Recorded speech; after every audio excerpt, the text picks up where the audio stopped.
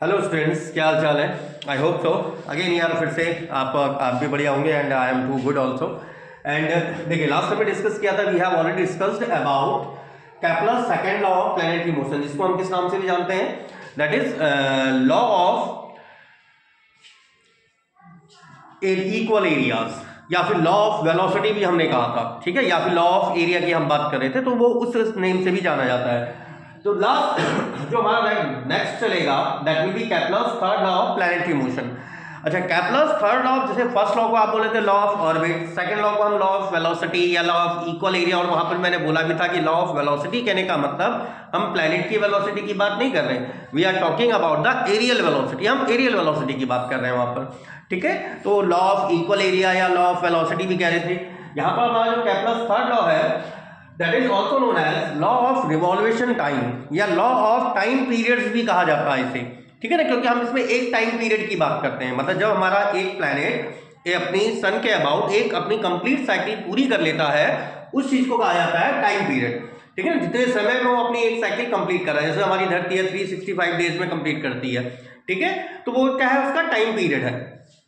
तो उसको law of revolution time या लॉ ऑफ टाइम पीरियड या फिर दी हार्मोनिक लॉ करके भी इसे जाना जाता है, ठीक है। अच्छा, अब ये लॉ हमसे कहता क्या है, पहले तो ये बात को समझिए। ये लॉ हमसे कहता है कि the square of the revolution time of a planet is directly proportional to the cube of semi major axis of the elliptical orbit in which the planet is revolving about the sun. तो इसका कहने का मतलब है कि जिस सन के around जिस इलिप्टिकल ऑर्बिट में प्लैनेट रिवॉल्व कर रहा है, ठीक है ना, मतलब जिस सन हमारा यहाँ पे, क्योंकि इलिप्स के किसी एक फोकस पे होता है ना सन हमारा, तो जिस ऑर्बिट में आपका प्लैनेट रिवॉल्व कर रहा है, उस ऑर्बिट में प्लैनेट के जो रिवॉल्वेशन टाइम का उसका जो स्क्वायर होता है इस इलिप्टिकल ऑर्बिट की सेमी मेजर एक्सिस, क्योंकि ये तो पूरी मेजर एक्सिस हो गई, सेमी मेजर एक्सिस मतलब ये, is that clear, semi major axis के क्यूब के डायरेक्टली प्रोपोर्शनल होता है। मीन टू से दैट अगर हम इसके वेरिफिकेशन की बात करें, पहले तो लॉ को समझिए एक बार, ठीक है ना, एक बार लॉ को समझिए कि मान लीजिए कि हमारा जो प्लैनेट है वो इस तरह की इलिप्टिकल ऑर्बिट में रिवॉल्वेशन कर रहा है, इस तरह की इलिप्टिकल ऑर्बिट में हमने मान लिया प्लैनेट हमारा रिवॉल्व कर रहा है। ये तो आ गई major axis and that one is our minor axis, ये आ गई हमारी माइनर एक्सिस।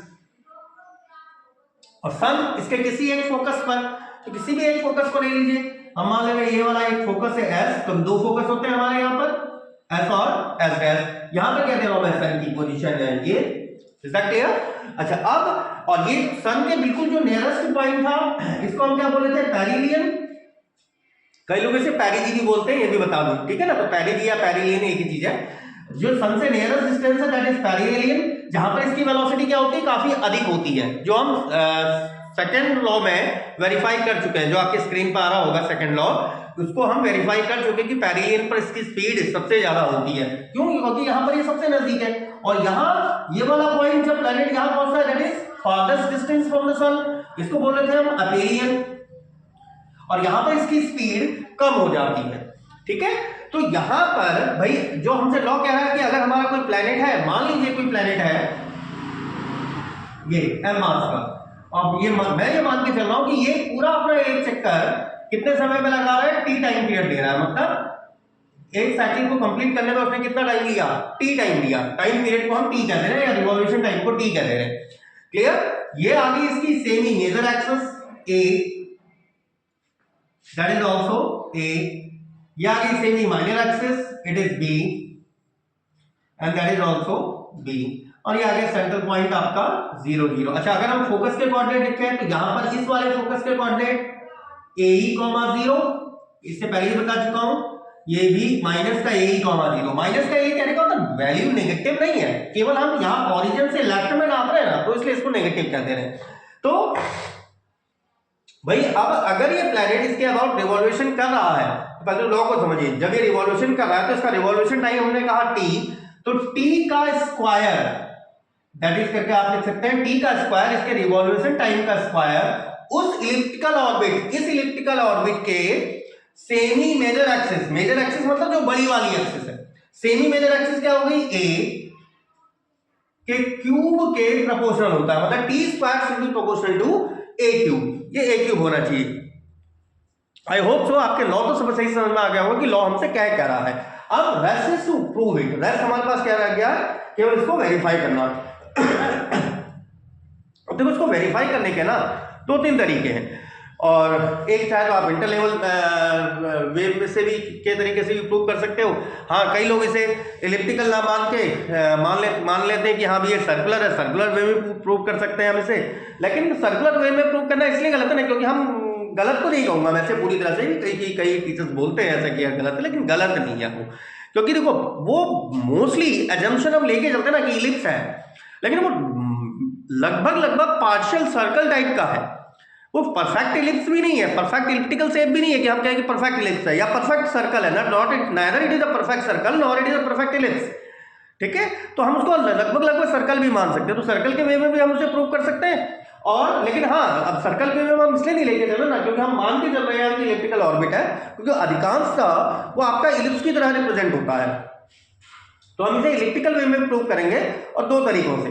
एक भाई जो मैंने आपको कहा कि इंटर लेवल के तरीके से भी आप इसे वेरीफाई कर सकते हो। सेकंड, जब आप भाई ग्रेजुएशन लेवल पे चल रहे हैं तो हम उस तरीके से भी इस चीज को वेरीफाई कर सकते हैं। अच्छा देखिए, पहला मैं फर्स्ट मेथड ले रहा हूं, first method of verification, first method of verification. अच्छा, इसके लिए आपको एक बार देखो, पहले मेथड को अगर मैं जब ले रहा हूं ना, इसके लिए आपको एक बार जो हमने पहले जब फर्स्ट लॉ पढ़ाया था, आपको लॉ ऑफ ऑर्बिट पढ़ाया था, उस लॉ ऑफ ऑर्बिट में आपके सामने देखो लॉ ऑफ ऑर्बिट वाला आ भी रहा होगा, उसको भी एक बार देखिएगा, उसको एक बार पढ़िएगा। और प्लस अब अगर आप देखेंगे ना तो आप नीचे आपको दो फिगर दिखाई दे रहे होंगे, उन्हीं फिगर्स से मैंने अंडरलाइन किया हुआ है, उन फिगर्स में आपको वहां से मैं टॉपिक उठा के लेके चल रहा हूं, तो उनको समझिएगा। ठीक है, since the planets are revolving in elliptical orbit around the sun, whose polar equation is given by, हमने कैसी दी थी याद है, L/R=1 + E cos थीटा। जहां पर ठीक है, आपके सामने एक फिगर आ रहा होगा, सामने इधर को देखिए एक बार, वहां पर फिगर भी आ रहा है, वेयर L हमारे पास क्या था, h² GM। यहां पर ये लैटस रेक्टम था, मतलब ये जो लैटस रेक्टम की लेंथ है ना, ये जो सन से होकर जाता है, और ये वाली लेंथ मतलब सेमी लैटस रेक्टम की हम बात कर रहे हैं, तो सेमी लैटस रेक्टम की वैल्यू कितनी थी, h² GM। सामने फिगर में देखिए, वहां पर भी दिखाई दे रहा होगा आपको। एंड इसेंट्रिसिटी E, ये वैल्यू क्या थी, इसेंट्रिसिटी की E की वैल्यू थी h² GM। तो पहली चीज तो हम देखो, पहला हम जो यहां पर वेरीफाई करने जा रहे हैं, इसको हम फर्स्ट जो लॉ ऑफ ऑर्बिट वाला है वहां से मैंने लिया है, क्योंकि हमारे प्लैनेट इसके अबाउट किस में मूव कर रहे हैं, इलिप्स में मूव कर रहे हैं, इलिप्टिकल ऑर्बिट में मूव कर रहे हैं, जिसकी इक्वेशन को आप कैसे देते हैं, L/R=1 + E cos थीटा, जहां पर L की वैल्यू ये थी और E की वैल्यू इसेंट्रिसिटी की वैल्यू ये थी, एंड E जो इसेंट्रिसिटी थी इसका मान 0 से बड़ा लेकिन 1 से छोटा था, जो हमने वहां फर्स्ट लॉ में वेरीफाई किया था कि इसेंट्रिसिटी की वैल्यू, अगर हम इलिप्टिकल ऑर्बिट की बात करें तो इसेंट्रिसिटी की वैल्यू हमेशा 1 से क्या करती है, डिक्रीजेस होती है।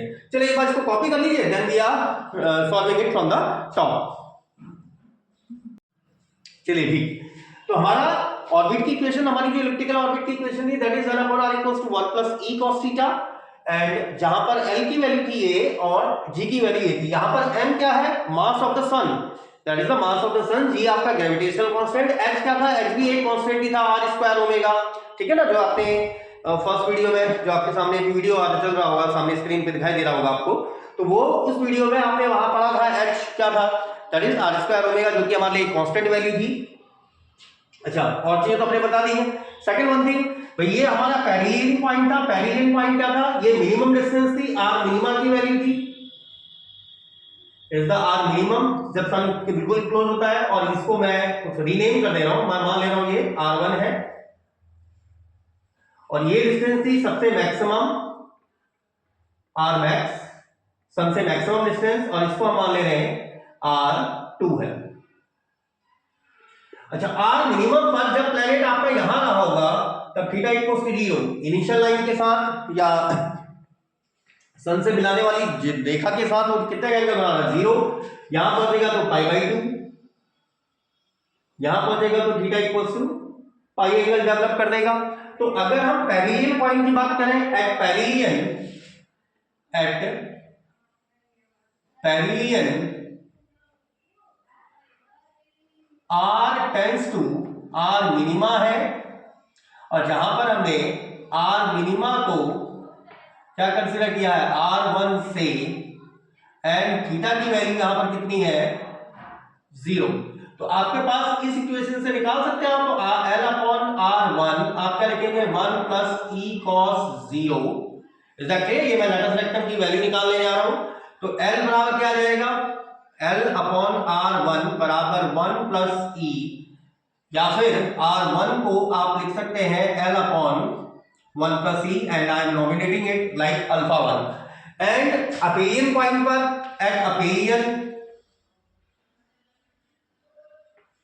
जिसको एपीजी बोलते हैं, R टेंड्स टू क्या है, that is the maximum distance from the sun, sun से सबसे ज्यादा लॉन्गेस्ट दूरी है, और इस वैल्यू को हमने क्या माना था, R मैक्सिमा को हमने कंसीडर किया है फ्रॉम फिगर R2 से, और इस पॉइंट पर थीटा की वैल्यू क्या जा रही है पाई, तो इस वाली वैल्यू से आप निकाल सकते हैं अगेन, तो L upon R2 it must be 1 plus E cos pi, या फिर L upon R2 equals to 1 minus E, या फिर R2 को आप लिख सकते हैं L upon 1 minus E, and that is alpha 2। अच्छा, अब एक चीज थोड़ा सा नोटिस करिए, अगर मैं R मिनिमा और R मैक्सिमा को ऐड कर दूं तो ये तो इलिप्स की टोटल मेजर एक्सिस बन गई ना भाई, ये तो देखो ना आप, ये R1, ये वाला R1 और ये वाला R2, अगर मैं इन दोनों को ऐड कर दूं, R maxima plus R minima कर दूं, that will become the major axis from figure R minima plus R maxima, जिसको आपने R1 प्लस R2 लिखा हुआ है, two a major axis of ellipse, ये मेजर एक्सिस ऑफ इलिप्स है,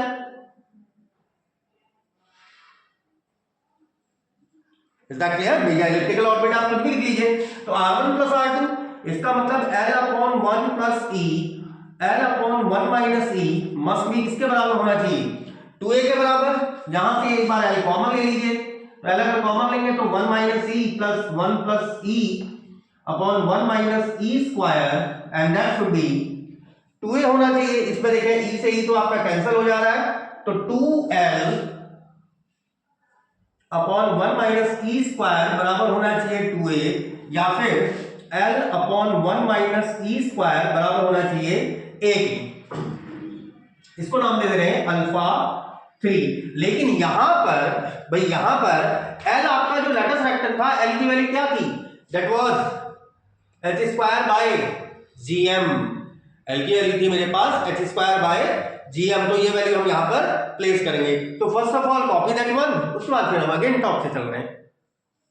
तो देखिए अल्फा 3 पर हमने L upon 1 minus E square equals to a तो ऑब्टेन कर दिया था, जहां पर L लेटस वेक्टर की वैल्यू थी h square by gm, and जो E स्क्वायर था, E स्क्वायर इसेंट्रिसिटी, देखिए आपके नीचे सामने एक स्लॉट भी आ रहा होगा, एक स्क्रीन पे आ रहा होगा, जहां जो हमने इससे पहले जब हमने लॉ ऑफ ऑर्बिट पढ़ाया था तो वहां पर हमने इस चीज को निकाला था, वहां पर E स्क्वायर की वैल्यू क्या आई थी 1 प्लस 2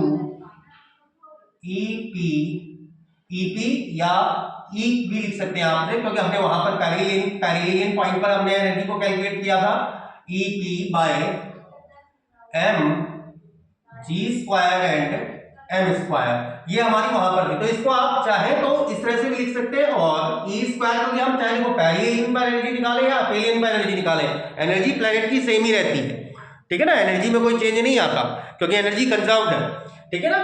तो E स्क्वायर को आप क्या लिख सकते हैं 1 plus 2 E upon h square upon m ji square and m square, ये दोनों वैल्यू यहां पर लिख दें। 10 आपके पास कंडीशन क्या आ गई, एल की वैल्यू थी H square by ji M upon 1 minus 1 minus 2 E H square by M G square M square and that should be A, या फिर इस 1 से तो ये 1 टर्म कैंसल आउट, आपके पास बन गया a bar this implies that a equals to h square by ji m minus का 2e h square into m ji square and m square. ये जी एम से ये दोनों स्क्वायरिंग टर्म कैंसल आउट, इस h square से ये H square cancel out, या फिर आपके पास a ये वैल्यू क्या आ रही है, इट इज माइनस का G M M by 2e। इसका क्या है, यहां से आप इसकी एनर्जी भी निकाल सकते हैं, या फिर एनर्जी E की वैल्यू जो आ जाएगी ये आ गई आपके पास कितनी, G M M by 2a। और ये एक्सप्रेशन मुझे क्या इंडिकेट कर रहा है, इसको मैं अल्फा 4 नाम दे दे रहा हूं। This expression is indicating that जो total energy of the planet होती है वो किस पर डिपेंड कर रही है। देखो बाकी सब तो कांस्टेंट है, G gravitational constant, M mass of the sun, small M जो है mass of the planet, 2 constant है, a semi major axis. Is that clear? तो इसका मतलब आप यहां पर क्या कर सकते हैं, that is the total energy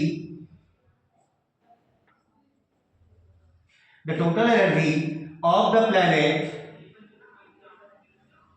revolving around the sun depends on semi-major axis of the elliptical orbit of the elliptical, मैं यहां पर लिख दे रहा हूं इस साइड को, of the elliptical orbit in which the planet is revolving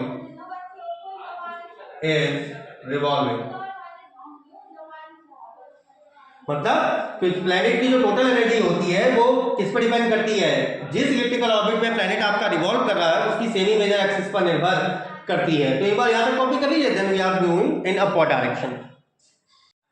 ठीक है, अब हमने एनर्जी तो फाइंड आउट कर ली थी जिसको मैंने अल्फा 4 नाम दे दिया है। अब अगर हम प्लैनेट द्वारा, भाई हमने इसके पूरी एक कंप्लीट साइकिल में हमने क्या मान लिया था, तो पूरी एक कंप्लीट साइकिल अपने कितने समय में पूरा कर रहा है, t समय में पूरा कर रहा है। तो इस कंप्लीट साइकिल में ट्रेस किए गए एरिया को निकाल सकते हैं। Now area traced bye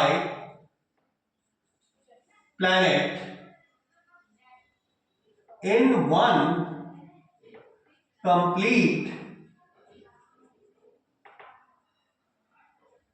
cycle, कैसे निकाल सकते हैं आप इसको, एरिया ए बराबर, देखिए अगर हम ये माने कि भाई ये प्लैनेट एक स्मॉल टाइम इंटरवल में ये वाला एरिया ट्रेस करता है, मतलब इस एरिया को मैं नाम दे रहा हूं डी, तो इसको ऐसा लिख सकते हैं डी ए का इंटीग्रल, दैट इज ए, क्योंकि डी और इंटीग्रल कैंसिल हो जाएंगे, इसी को आप dA by dt into D लिख सकते हैं। देखो dt से dt कैंसिल हो जा रहा है, लेकिन हमने t के टर्म में चेंज कर दिया। ये कितने टाइम में था, छोटे से टाइम इंटरवल में था। एक कंप्लीट साइकिल में भाई यहां से लेके यहां पे इसने 0 टाइम से स्टार्ट किया, t = 0 से स्टार्ट किया, वापस किसमें कंप्लीट कर दिया, t = t में अपनी साइकिल उसने कंप्लीट कर दी।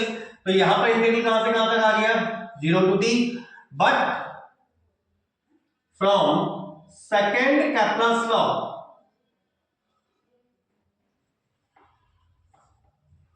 जो कैप्लर का सेकंड लॉ था आपको याद है, डी बाई dt क्या था, दैट इज एरियल वेलोसिटी, और एरियल वेलोसिटी ड्यूरिंग रिवॉल्यूशन आपकी क्या रहती है, कांस्टेंट रहती है, dA by dt that is areal velocity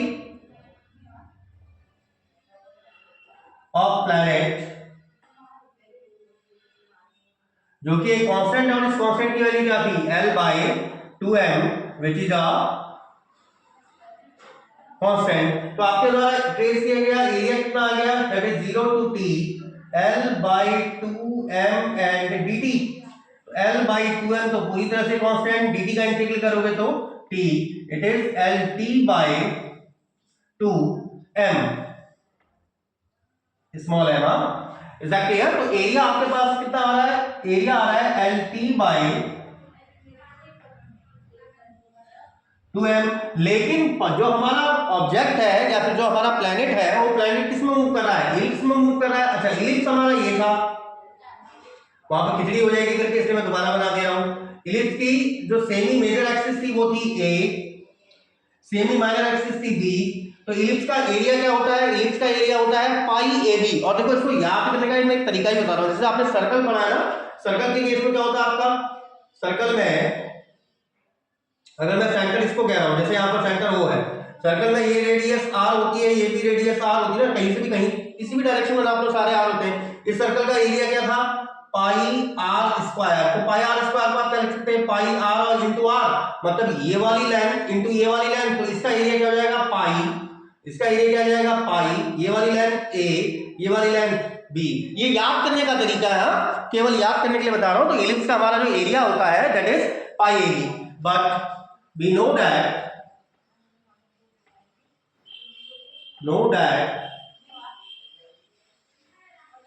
area of elliptical region in which planet is revolving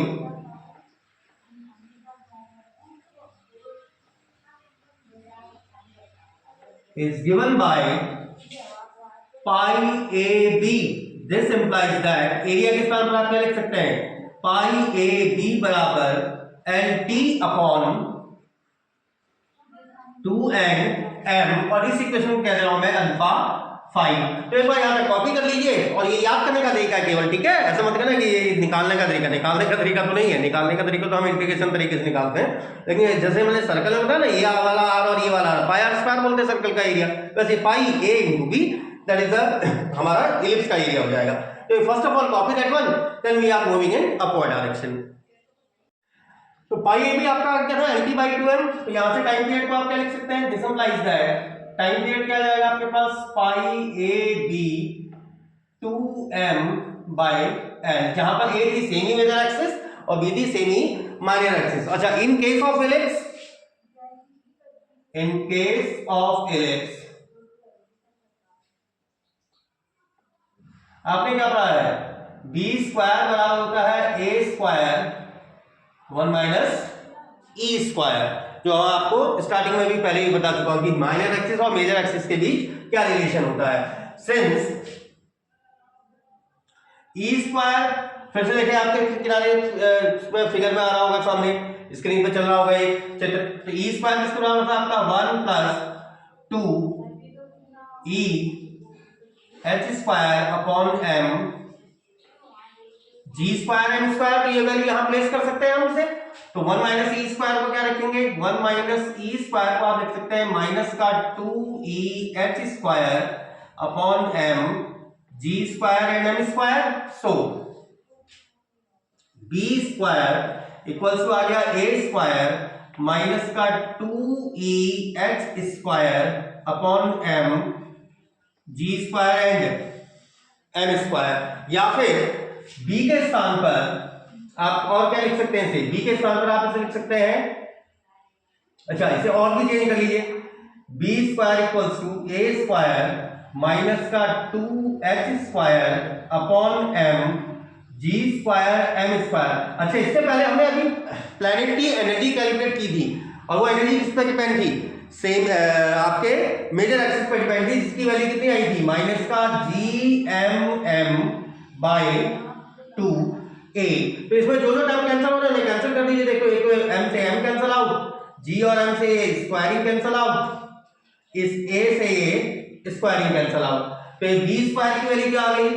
b square की वैल्यू कम माइनस माइनस थी, माइनस माइनस तो प्लस हो जा रहा है। तो 2h square a 2h square a, अच्छा 2 भी तो कैंसिल हो जा रहा है, ये 2 भी कैंसिल हो गया आपका। It becomes h square a और नीचे gm। नीचे आ रहा है आपका जी और एम, बाकी तो सारा कैंसिल हो गया ना, एक बार चेक कर ले रहे दोबारा, ठीक है। तो बी स्क्वायर की वैल्यू है, इसका मतलब बी की वैल्यू आप क्या लिख सकते हैं, b can be written as h a to the power 1/2 और अंडर रूट जीएम। बी की वैल्यू, बी की ये वैल्यू इसमें मान लीजिए अल्फा 5 कह दे रहे इसे, putting in alpha 5, putting this value of b, पुटिंग this value of b in alpha 5, alpha 5 पर रखें तो आपका टाइम पीरियड क्या बन गया, t equals to pi a 2m by l, pi a 2m by l into b, b की value है h a to the power, तो b की वैल्यू अगर हम प्लेस करें दैट इज h a की पावर हाफ अंडर gm, तो h a की पावर हाफ अंडर gm, तो हमारे पास क्या वैल्यू आ जाएगी, that will become 2 pi m h a to the power 3/2 upon l under root gm। Is that clear? तो अगर हम इसकी स्क्वायरिंग कर दें, स्क्वायरिंग बोथ साइड, तो स्क्वायरिंग करने पर हमें आउटपुट क्या मिल जाएगा, T square equals to 4 pi square M square H square A to the power 3 upon L into G M. और अगर आप नोटिस करें देखिए 4 आपका constant, pi constant, M planet का mass constant, H constant, L gravitational sorry angular momentum constant, g gravitational constant, M mass of the sun is also constant, तो पूरा constant है। इसका मतलब आप इसे क्या लिख सकते हैं, t proportional to a cube. और यही चीज हमें क्या करनी थी, वेरीफाई करनी थी कि प्लैनेट जब आपका सन के इलिप्टिकल ऑर्बिट में रिवॉल्वेशन करता है तो उसके टाइम पीरियड का स्क्वायर या फिर उसके रिवॉल्वेशन टाइम का स्क्वायर जिस इलिप्टिकल ऑर्बिट में वो रिवॉल्वेशन कर रहा है उसकी सेमी मेजर एक्सिस के क्यूब के प्रोपोर्शनल होता है। तो I hope so by through the first method आपको ये चीज सही से क्लियर हुई होगी, और सेकंड मेथड हम नेक्स्ट लेक्चर में इसको डिस्कस करते हैं। और तब तक ले भाई पढ़िए, जम के पढ़िए, जम के पढ़ाई करिए, और लाइक शेयर एंड सब्सक्राइब करिए अगर वीडियो अच्छी लग रही हैं। और कोई चीज़ समझ में नहीं आती तो आप उससे कमेंट सेक्शन के थ्रू पूछ सकते हैं। Till then be happy and enjoy your life. Good bye dears.